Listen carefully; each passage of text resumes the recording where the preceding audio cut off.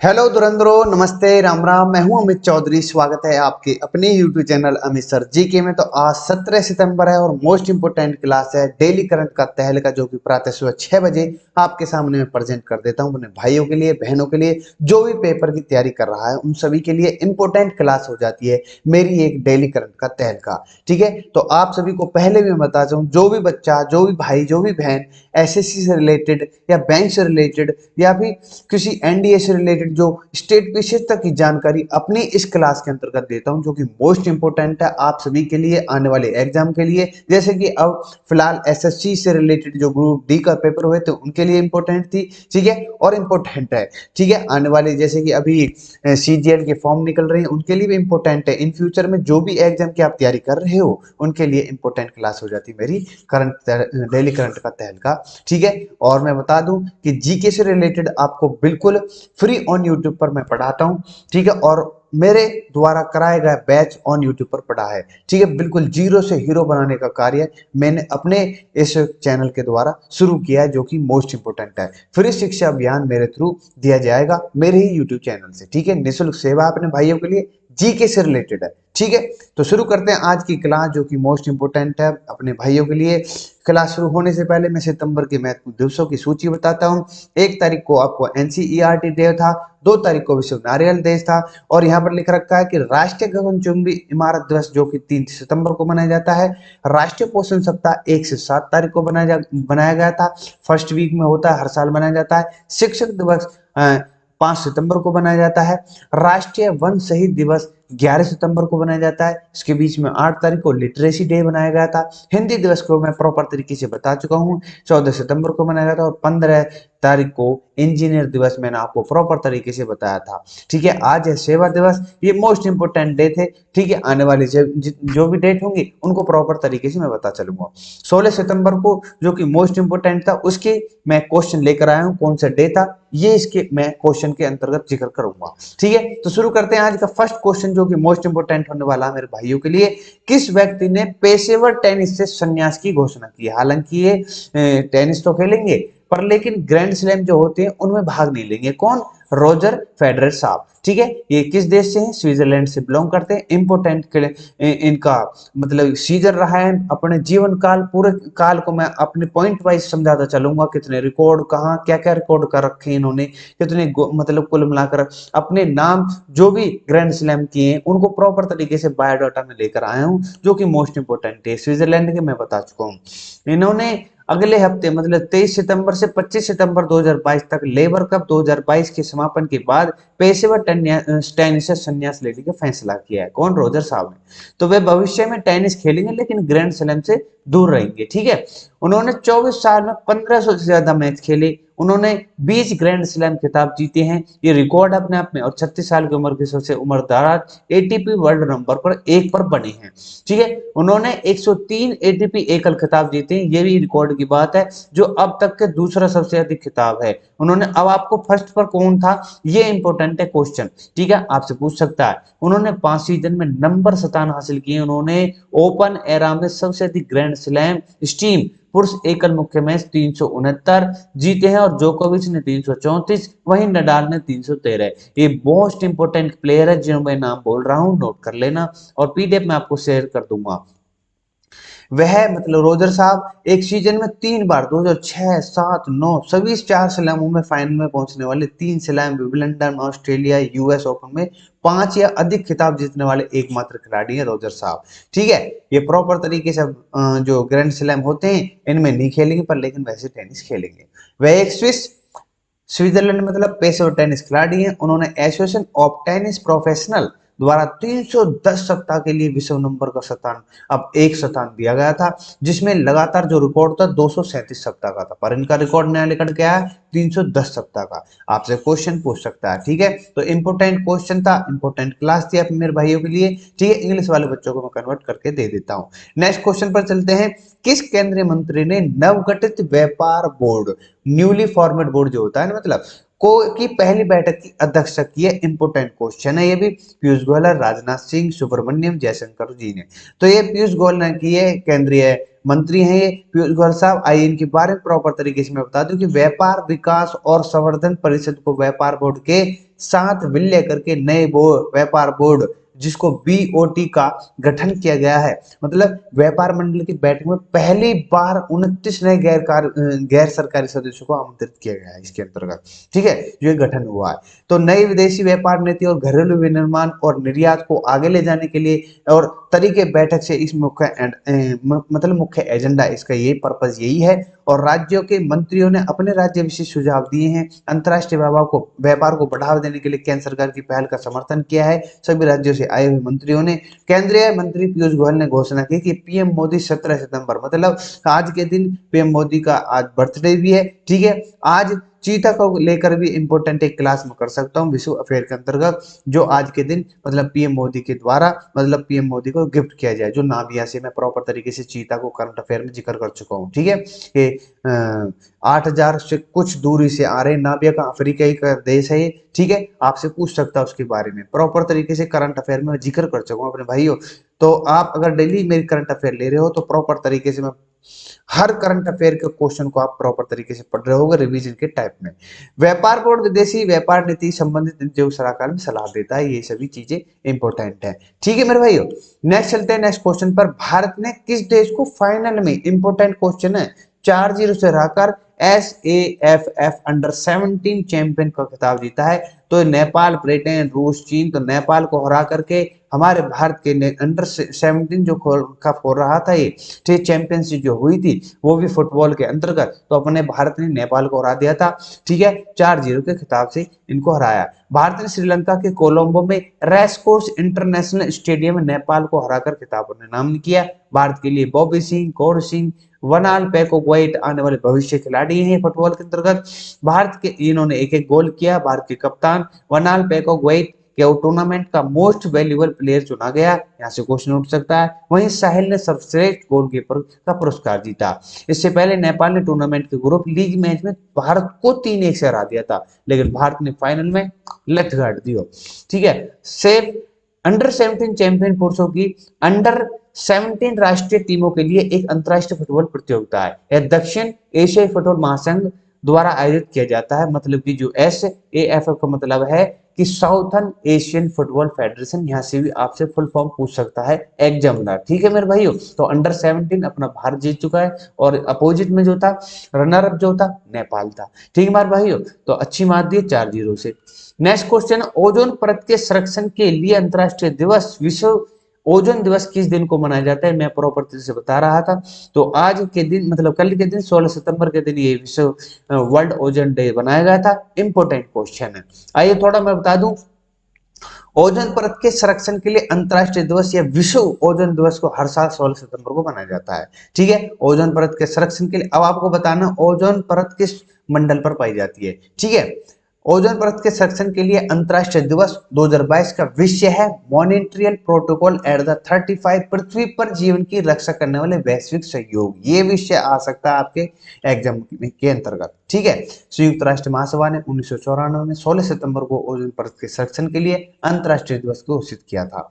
1987 में ओजोन परत को नष्ट करने वाले पदार्थों को मॉनिट्रियल प्रोटोकॉल पर हस्ताक्षर के वर्षगांठ चिन्हित करने वाला बनाया गया था। मतलब कुछ समय 1987 में मॉनिटरी प्रोटोकॉल के सदस्य की 28वीं बैठक में प्रोटोकॉल के हस्ताक्षर करता है चरणबद्ध तरीके से हाइड्रोफ्लोरोकार्बन का उपयोग, ये इंपॉर्टेंट है, इस पर समाप्त करने के लिए सहमत हुई थी, ठीक है। तो हाइड्रोक्लोरोकार्बन मैं प्रॉपर तरीके से आपको बता चुका हूं अपनी किस क्लास में, ज्योग्राफी की क्लास में, ठीक है।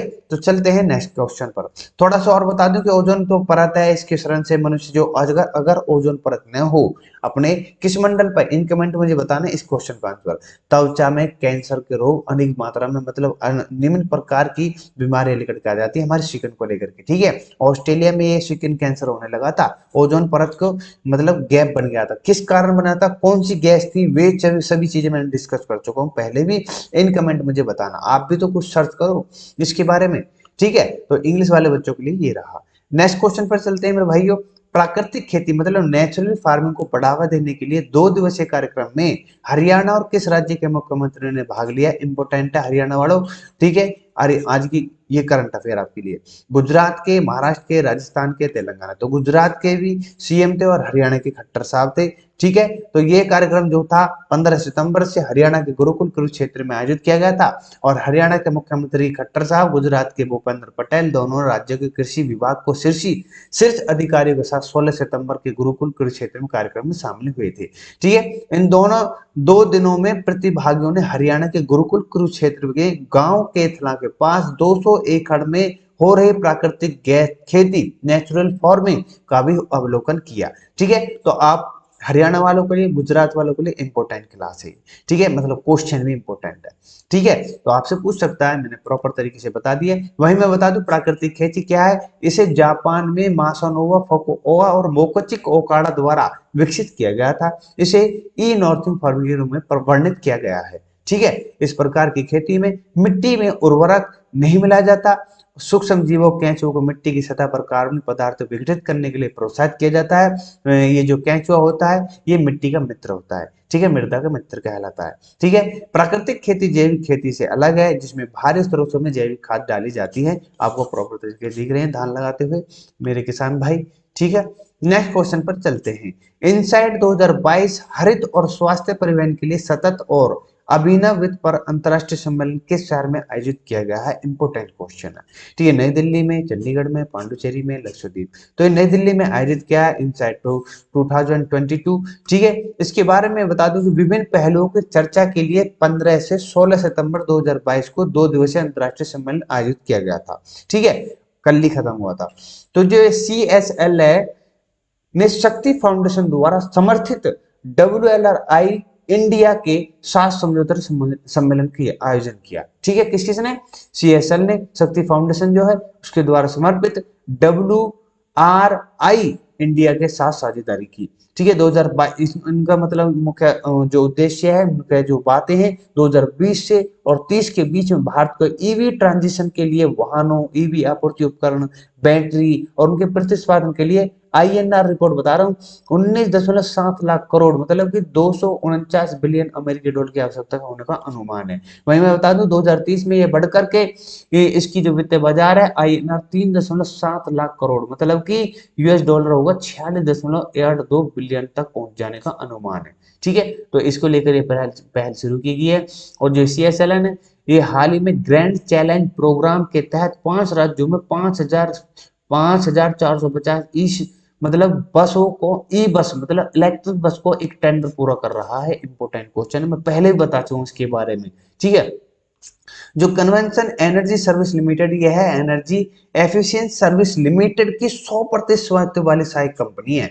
यह स्वच्छ और सस्ती और विश्वसनीय ऊर्जा है, मतलब कुल मिलाकर है पॉल्यूशन नहीं है, किसी प्रकार का फ्यूल यूज नहीं होता। तो ये सभी चीजें इंपॉर्टेंट है हमारे लिए। इन फ्यूचर में जो टारगेट रखा गया है वो भी इंपॉर्टेंट है। मैंने पूरे आपको तथ्य बता दिए, पॉइंट बता दिए इस क्वेश्चन के। ठीक है, चलते हैं नेक्स्ट क्वेश्चन पर जो कि मोस्ट इंपोर्टेंट है ये क्वेश्चन भी आपके पेपरों के लेकर के। ठीक है, तो किस संगठन का चौथा इनोवेशन फोरम कतर द्वारा आयोजित किया गया? इंपोर्टेंट है, IFSB के द्वारा इसको मतलब आयोजित किया गया। आइए इसके बारे में बता दूं, इसका मतलब है इस्लामिक 14 सितंबर को ये बैठक हुई। इस्लामिक फाइनेंशियल सर्विस बोर्ड ये वित्तीय को लेकर के मतलब राजधानी शहर दोहा में हुआ था। कहां पर? दोहा किसकी राजधानी? इन कमेंट मुझे बताना। Innovation for sustainability and regulation of foundation service innovation form 2022 इसका विषय है। और कतर सेंट्रल बैंक और कतर वित्तीय केंद्र ने फॉर्म को प्रायोजित किया, मतलब इसको आयोजित किया गया। और इनोवेशन फॉर्म में नवोशी टिकाऊ वित्तीय प्रणाली को बढ़ावा देने के, विकसित करने के तरीकों पर चर्चा, टेक्नोलॉजी पर चर्चा की, मुद्दों को मतलब जो भी मुद्दे थे उनको हल करने की सूचित किया गया, मतलब इनमें बातें हुई।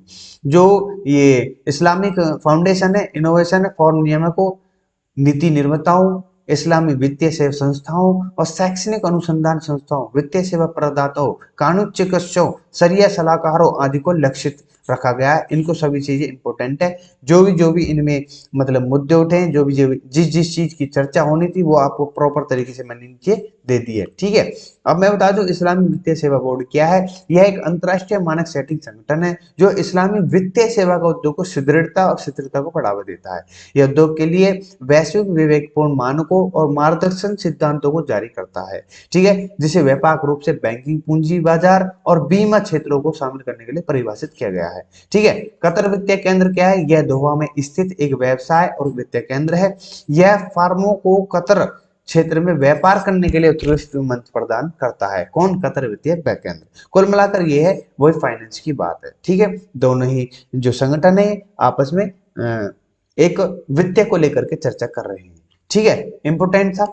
आपसे फुल फॉर्म पूछ सकता है, कहां पर बैठक हुई ये पूछ सकता है, कौन कौन से किस किस ने संगठन में भाग लिए ये भी पूछ सकता है। कौन सा देश संघीय सहयोग संगठन शिखर सम्मेलन जो कि आजकल बहुत चर्चा में है, प्रॉपर तरीके से इसके ऊपर मैंने विश्व अफेयर में प्रॉपर तरीके से आपको एनालिसिस करके बताया है। एससीओ संगठन कहां पर, इसका पूरा इतिहास बताया, कितनी बैठकें हो चुकी हैं, कौन कौन से देश आते हैं, कौन कौन से देश ऑब्जर्वेशन है, डायलॉग कौन कौन सी कंट्री होती है, ये सभी चीजें प्रॉपर तरीके से मैं विश्व अफेयर के अंतर्गत बताता हूँ। नेशनल इंटरनेशनल की खबर से आपको अवेयर रहना है, आपको मतलब सूचित रहना है, तो आप मेरी विषय अफेयर को क्लास को ले सकते हो। ठीक है, उज्बेकिस्तान के अंतर्गत यह एससीओ संगठन हो रहा है जो कि समरकंद के क्षेत्र है। संघीय सहयोग संगठन शिखर सम्मेलन उज्बेकिस्तान के समरकंद में हो रहा है। यह 2 साल के बाद एससीओ का पहला व्यक्तित्व मतलब सह शरीर मिल रहे हैं, फिजिकली मिल रहे हैं शिखर सम्मेलन में। सभी देशों के मुख्यमंत्री हों, राष्ट्रपति हों। इस शिखर सम्मेलन का रूसी राष्ट्रपति पुतिन साहब, चीनी राष्ट्रपति जी शी जिनपिंग और भारतीय प्रधानमंत्री नरेंद्र मोदी की भागीदारी भी दिखाई दी। ठीक है, इस बैठक का उद्देश्य क्षेत्रीय सुरक्षा चुनौतियों और विचार विमर्श करना, बीच में व्यापार, ऊर्जा आपूर्ति को बढ़ावा देना, कुल मिलाकर इसका टारगेट ये है। ठीक है, वही मैं बात कर दूं पाकिस्तान ने की, तो वो तो गया। ठीक है, वो आ रहा था कि हमें कैसी किसी प्रकार से कि इस एससीओ जो संगठनों की बैठक हुई थी, कहीं से कोई किसी न किसी प्रकार से फंड मिले। ठीक है, तो उसको कुछ नहीं मिला। ठीक है, यूं खाली हाथ जाना पड़ा। शून्य अभियान जो हाल ही में खबरों में रहा है, इसका लक्ष्य क्या है? तो ईवी का उपयोग करने वायु प्रदूषण को कम करना इसका लक्ष्य है शून्य अभियान, जो कि दिल्ली में हुआ है। शून्य राइड हेलिंग डिलीवरी के लिए इलेक्ट्रॉनिक वाहनों में उपयोग को बढ़ावा देकर वायु प्रदूषण को कम करने के लिए एक जागरूकता अभियान है। इस कार्यक्रम के दौरान national program on advance chemistry cell energy storage report में जांच की गई। ठीक है, ये सभी चीजें इंपोर्टेंट थी, आपसे पूछ सकता है। ठीक है, ये शून्य अभियान क्या है, किसको लेकर है? तो ईवी का उपयोग करके वायु प्रदूषण को कम करना है। ईवी का मतलब क्या है, फुल फॉर्म मुझे बताओ। ठीक है मेरे भाई, तो नेक्स्ट क्वेश्चन पर चलते हैं। नेक्स्ट क्वेश्चन आपके सामने, फीफा अंडर 17 आज का लास्ट क्वेश्चन है। महिला विश्व कप 2022 का मेजबान कौन सा देश कर रहा है? Germany, Bharat, Scotland, Italy. तो भारत कर रहा है अंडर 17 महिला विश्व कप, वो भी फीफा। ठीक है, इंपोर्टेंट क्वेश्चन है बिल्कुल आपके लिए। भारत के केंद्रीय मंत्रिमंडल ने भारत में 17 अंडर 17 महिला विश्व कप जो फीफा है 2022 के तहत federation international D football association की मेजबानी के लिए गारंटी पर हस्ताक्षर की मंजूरी दी और प्रतिष्ठित फीफा अंडर 17 महिला विश्व कप भारत में पहली बार 11 से 30 अक्टूबर 2022 के बीच आयोजित किया जाएगा। भारत ने इससे पहले फीफा अंडर 17 पुरुष 2017 में मेजबानी की थी। अब आपको बताना है किस राज्य में फीफा अंडर 17 महिला विश्व कप हो रहा है, इन कमेंट मुझे बताना मेरे भाइयों। ठीक है, इंपोर्टेंट है। जहां कहीं इसको बीच में तो ऐसा हुआ था कि कुछ नहीं होगा, पर लेकिन दोबारा से इसको पास आउट हो गया, तो प्रॉपर तरीके से फीफा अंडर 17 महिला विश्व कप हो रहा है भारत के अंतर्गत। बहुत अच्छी खुशखबरी है और आपके लिए भी इंपोर्टेंट जी के क्वेश्चन हो जाता है यहाँ से। ठीक है, तो आज की क्लास कैसी लगी, किस प्रकार से आपको समझ में आते हैं मेरे क्वेश्चन, और किस प्रकार से आपको कोई भी अगर किसी भी स्लाइड के में आपको कोई प्रॉब्लम आती है, किसी भी क्वेश्चन को लेकर, किसी भी पॉइंट को लेकर कोई समझ नहीं आ रहा, तो मुझसे पूछ सकता है टेलीग्राम के थ्रू या फिर इंस्टाग्राम से या फिर फेसबुक से। ठीक है, तो डिस्क्रिप्शन में लिंक होते हैं, आप वहां से मेरे से बात कर सकते हो। तो इसी के साथ अपने भाइयों से यही कहूंगा कि मेरी क्लास अच्छी लगे हो, मेरा सेशन अच्छा लगा हो तो लाइक शेयर सब्सक्राइब कर देना, और इसी के साथ विदा लूंगा। नमस्ते, राम राम, जय हिंद, जय भारत। मिलता हूँ नेक्स्ट क्लास में अपने भाइयों से।